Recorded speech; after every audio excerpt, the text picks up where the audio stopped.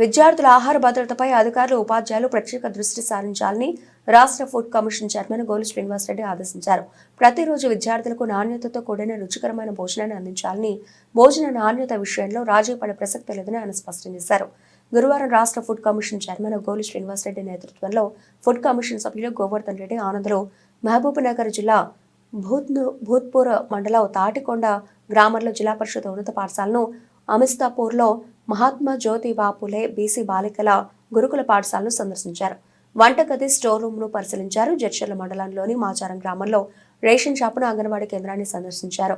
బియ్యంను ఎప్పటికప్పుడు రాళ్లు లేకుండా శుభ్రం చేయాలని అన్నారు. కారం, ఉప్పు డబ్బాలు పాతవి తొలగించి కొత్తవి కొనుగోలు చేయాలని సూచించారు. 10వ తరగతి విద్యార్థులతో మాట్లాడి ఆహార నాణ్యత గురించి తెలుసుకున్నారు.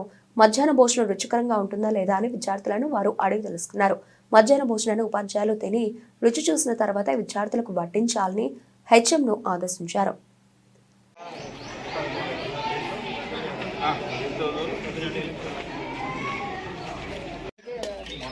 ఆయిల్ ప్యాకెట్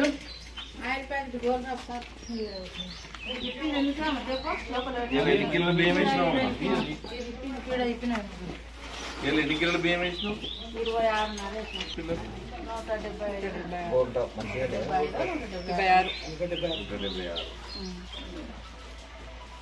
ఎన్ని వేస్తావు రోజు?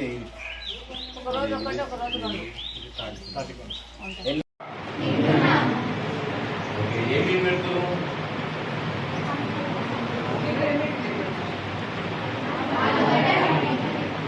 మెనూ తెలుసా మీకు? సోమవారం పెట్టాలి, మంగళవారం పెట్టాలి, మెనూ చూసినా?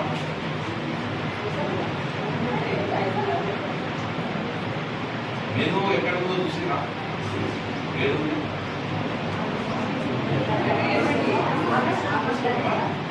ఆఫీసు చూస్తారా ఎప్పుడన్నా? మరి దాని ప్రకారం పడుతుందో లేదంటే గమనిస్తారా?